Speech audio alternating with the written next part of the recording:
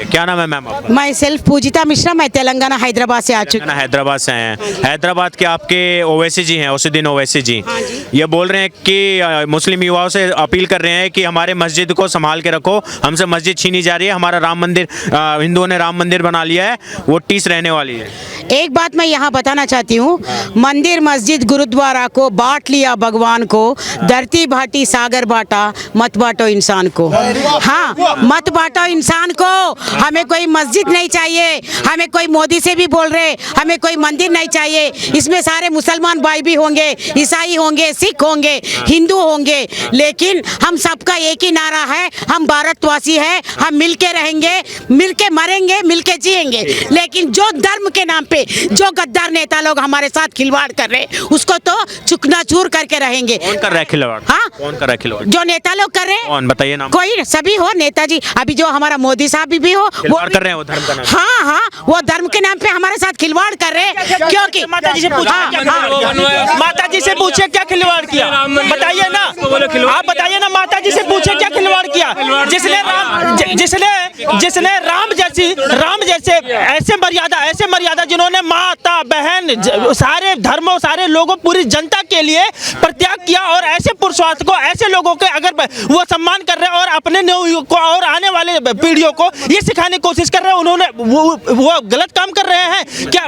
मैं बताइए ना माता जी। आप मतलब चाहती नहीं कि देश के अंदर? लीजन मैं दोषी देने का कारण एक है भाई, देखो देश में बहुत सारे समस्या हैं, ना धर्म की बात है, हम लोग सहारा के पीड़ित है, देश में 13 करोड़ पीड़ित है। सहारा जैसे संस्थाएं बहुत बड़े बड़े पूंजी लेके, गरीब लोगों का पूंजी लेकर विदेश लोग भाग गए हैं। सुप्रीम कोर्ट ने उसको जेल दिया, तिहाड़ जेल में से निकले, उनकी मृत्यु हो गई। अरे भैया, तिहाड़ जेल ने ऐसे तिहाड़ जेल तो रईस लोगों के लिए हो जाता है, वहाँ तो ऐश करते हैं, अय्याशी करते। मोदी जी ने करवाया है ये कांड? नहीं, और मोदी जी ने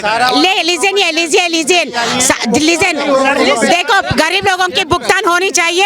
अगर मोदी चाहे तो 1 मिनट की बात है, 1 मिनट की बात है, एक सिग्नेचर कर देंगे, तो इन लोगों को तो सराहना दे रहे ना। आपने मोदी को बोला कि ये देश में धर्म के नाम पर उन्माद फैला रखा है, इन्होंने राम मंदिर का, आप नहीं चाहते कि राम मंदिर 22 तारीख को बने? नहीं, राम मंदिर की नहीं बोल रहे भाई, हमको तो इंसानियत चाहिए। Humanity is my religion. जो धर्म हमारी है, इंसानियत ही मेरा धर्म है। राम मंदिर से ज्यादा जरूरी राम मंदिर जरूरी नहीं? भैया, हमको धर्म की नहीं चाहिए, हम लोग सब लोग एकजुट रहना चाहते हैं।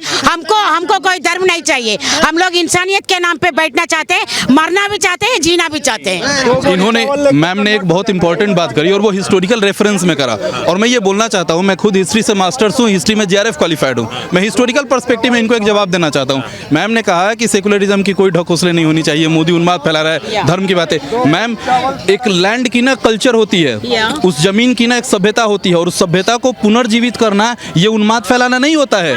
अगर इस देश में, मैम सुनिए, आप जब बोल रही है ना वो जो चीजें, वो हिस्टोरिकल पर्सपेक्टिव में बोल रही है, इसीलिए मैंने बोला कि मैं इतिहास से मास्टर्स हूँ, JRF हूँ, मैं हिस्टोरिकल बात बता रहा हूँ। आपने कहा ना कि इस देश में उन्माद फैलाया जा रहा है धर्म के नाम पे। मैम, उन्माद ये होता है ना जब 3 लाख पंडितों के सर काट के टीले बना के दिखाए जाते हैं कि हम अपनी सभ्यता को दबा देंगे, ये उन्माद होता है।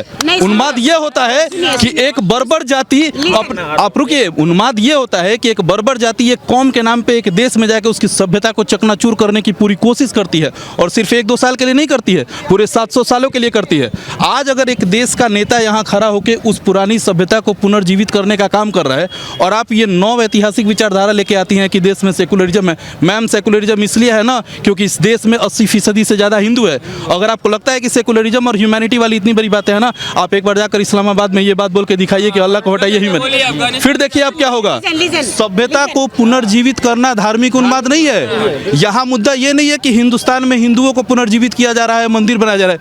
इस देश के, इस मिट्टी की सभ्यता को खरा किया जा रहा है। ये हमारी, ये इस देश में अगर कोई मुसलमान, ये वो है हमारे पास ना, आप कह रही ना उन्माद की आपने बात करी, उन्माद ये है मैडम, आप तेलंगाना से आती हैं, वहाँ पे है ओवैसी, हैदराबाद ओवैसी है ना, ओवैसी, वो जिस तरह की राजनीति करता है वो है धार्मिक उन्माद। उस पे आप क्या सुनिए भैया, देखिए हमें मोटे मोटे बड़े बड़े बातों की जरूरत नहीं है। हम लोग आम जनता की बात करेंगे, उसको रोजी रोटी और रहने का। Please listen, I don't want to go. मैं हिस्ट्री के बारे में नहीं बात करना चाहती हूँ। मैं बात करना चाहती हूँ इंसानियत की, मैं बात करना चाहती हूँ गरीब की। अगर गरीब का मंदिर से गरीब को फायदा नहीं होगा। नहीं, सुनिए राम मंदिर की हम मोटे मोटे बात नहीं करेंगे। आम आदमी का विकास हो तो देश का विकास होगा। मंदिर से एक मिनट मैम का जवाब। आपने मोदी का नाम लिया था ना, मोदी का नाम लिया जो धार्मिक उन्माद फैला रहा है, तो ओवैसी पर क्या कहना चाहते हैं? उस पर आप उसी दिन ओवैसी पे जो हैदराबाद के सांसद है, क्या कहना चाहेंगे? जो मुस्लिमों से अपील कर रहे हैं कि हम मंदिर को, राम मंदिर को जब मौका मिलेगा टूटेगा और हम अपने मस्जिद को भूलेंगे नहीं। बाबरी मस्जिद हमारे लिए शहीद है। लिसन, मैं पहले से आपको एक ही बात बोल रही, हम मानवीयता कौन से ही हम लोग सोच करेंगे। We are not, I am not tweeting anybody. तो नहीं किए, मोदी पे ट्वीट नहीं किए। हम ओवैसी साहब को भी अपील करेंगे, मोदी को भी अपील करेंगे कि इस देश का जनता को बचाओ, इस देश का जनता को बचाओ, बस उतना ही। इसके अलावा जवाब मैं देता हूँ। मैम सुनिए रुकिए, आपने गंभीर बात बोली। मैम ने कहा नहीं एक सेकंड मैं बताता हूँ। हिस्ट्री वाली बात ना गंभीर, इन्होंने गंभीर बात करी। मैम एक सेकंड, मैम ने कहा ना कि इतिहास से कोई मतलब नहीं है, हमें ह्यूमैनिटी से मतलब है, हमें परंपराओं से कोई मतलब नहीं है, हमें करंट पॉलिटिक्स और यहाँ जो गरीब लोग हैं उनकी डेवलपमेंट की बात। मैम सुनिए, हिस्ट्री को भूल जाने से ना कोई डेवलपमेंट नहीं होता है। आप दुनिया में एक देश का नाम बताइए ना जो अपने देश की सभ्यता और इतिहास को भूल के विकसित है। एक देश का नाम बताइए। History is a mystery, we are not bother about the history, we are एक second, now this is debatable. We are bother about the future, we don't. Ma'am said history is mystery, this is a complete communist propaganda. History is mystery, ये बात आप अरब देश में जाकर नहीं कहीं पर बोलेंगे हम लोग। हमको चाहिए, हमको हमारा भविष्य चाहिए, हमारा वास्तविकता चाहिए, हमारा भविष्य चाहिए। मंदिर से कोई भविष्य नहीं है। मंदिर बनने के बाद भविष्य खत्म हो। नहीं, राम मंदिर का सवाल तो हमें नहीं चाहिए, हमें चाहिए। एक सेकंड, मैम ने कहा मंदिर का सवाल नहीं चाहिए। तो मैं बताता हूँ, इस देश में मोदी जी 2014 में आए, इस देश में सैकड़ों यूनिकॉर्न बने, स्टार्टअप बने, गरीबों के लिए काम हुआ, बजट मल्टीप्लाई हुआ, सिस्टमेटिक डेवलपमेंट हुए। क्या ये डेवलपमेंट नहीं था? वहाँ राम मंदिर बनेगा तो क्या वहाँ रोजगार नहीं मिलेगा? क्या वहाँ गरीब अपना दुकान नहीं लगाएगा? क्या वहाँ टूरिज्म नहीं डेवलप होगा? प्रॉब्लम इन लोगों की ये है ना कि ये कम्युनिस्ट आइडियोलॉजी से प्रोपेगेटेड है। इनको लगता है कि अगर हमें बोलना है कि धार्मिक उन्माद है तो मोदी का नाम लेके बोलना है, लेकिन वही ये ओवैसी का नाम लेके नहीं बोलेंगे कि धार्मिक उन्माद है। इनकी प्रॉब्लम ये है, ये लोग आइडियोलॉजिकली इस देश की सभ्यता को तोड़ रहे हैं। इनको पता है कि सामने से अगर राम मंदिर बन रही है तो कोई दिक्कत नहीं है, पर्दे के पीछे हम विचारधारा के आधार पर साबित कर देंगे कि हिंदू पीछे है, मुस्लिम आगे है। ये समस्या है हमारे डोगी। ये अभी मैडम कह के गई कि हमें ह्यूमनिटी और क्या नाम है मानवता से समझौता नहीं करना है। मैं एक बात कहना चाहता हूं, जब बाबरी मस्जिद का विध्वंस हुआ उस टाइम पे जब राम मंदिर का आंदोलन चल रहा था तो हमारे शंकराचार्य जो हिंदू धर्म के शंकराचार्य हैं उसको वही कांग्रेस पार्टी गिरफ्तार करती है और बाइक कलाई तोड़ देती है।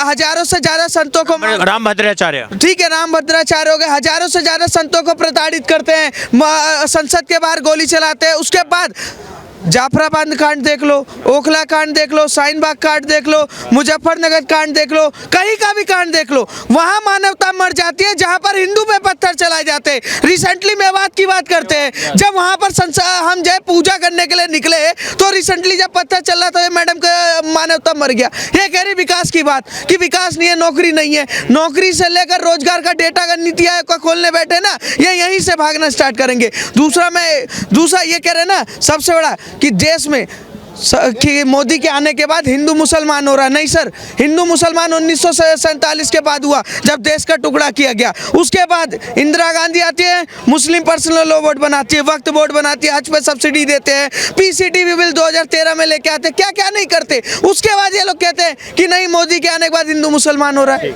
क्या बोलेंगे भैया, बहुत देर से मैं तो ये बोला हिंदुस्तान में रहना है तो जय श्री राम बोलना पड़ेगा, बस इतना ही बोलना है। इतने गंभीर चीजें ये चल रहा है।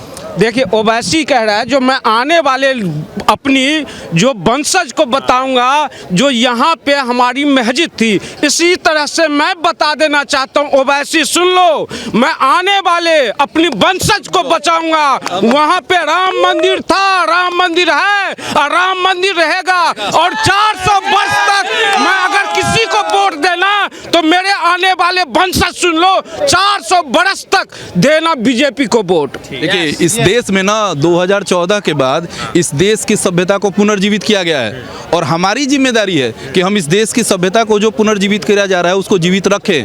दिक्कत यह है इस देश में 70 सालों में कांग्रेस ने क्या किया, नेहरू जब प्रधानमंत्री बने तो नेहरू की विचारधारा किस किस्म की विचारधारा है, कम्युनिस्ट वाली, और कम्युनिस्ट विचारधारा के आधार पर उन्होंने क्या किया, सोमनाथ मंदिर का उद्घाटन हुआ, पटेल बोलते रह गए कि हाँ भाई चला जाए, नेहरू ने डिक्लाइन कर दिया कि नहीं हम नहीं जाएंगे। दिक्कत उसके बाद ये भी रही, राजेंद्र प्रसाद जी गए थे, प्रसाद जी गए और वो जाने के बाद भी नेहरू काफी हद तक खपा रहे। आप बताइए नेहरू की विचारधारा मार्क्सवादी विचारधारा थी, उन्होंने हर उन लोगों को एक बहुत इंपॉर्टेंट चीज ये हुई, नेहरू जब हिंदुस्तान के प्रधानमंत्री बने और उनके बाद जितने भी लोग कांग्रेस से रिलेटेड प्रधानमंत्री बने, इन लोगों ने देश की जो इतिहास की पाठ्य पुस्तकें हैं, बुनियादी पुस्तकें जो छोटी क्लासेज में चलती हैं, 10वीं 12वीं तक चलती है, जो एनसीईआरटी ने लिखवाई, उन सारी किताबों में मार्क्सवादी विचारधारा को प्रोपेगेट किया गया। किताबें इस तरह से लिखी गई कि आपको पता चलेगा कि पेज पलटते कि मुगल साम्राज्य दिखेगा, चित्तौड़ नहीं दिखेगा, इनको अलाउद्दीन खिलजी दिखता है, इनको रावल रतन सिंह नहीं दिखता है। किताबें इस तरह से लिखी गई ताकि आप ये साबित कर पाए कि इस देश की जो हिंदू विचारधारा और परंपराएं हैं वो बुरी है और आक्रांताएं जो देश में आके अगर कब्जा करके बैठे तो वो अच्छे हैं। देश में दुनिया में फेमस कर दिया गया कि भाई ताजमहल जिसने बनाया, ताजमहल बहुत बड़ी बात है, और साउथ के बड़े बड़े टेंपल बने, उनको आप नहीं प्रोपेगेट कर सकते थे दुनिया में कि हाँ ये भी कुछ है। ये नहीं किया गया। क्यों नहीं किया गया? ये इसलिए नहीं किया गया क्योंकि ये लोग प्रभावित थे उन मार्क्सवादी विचारधाराओं से।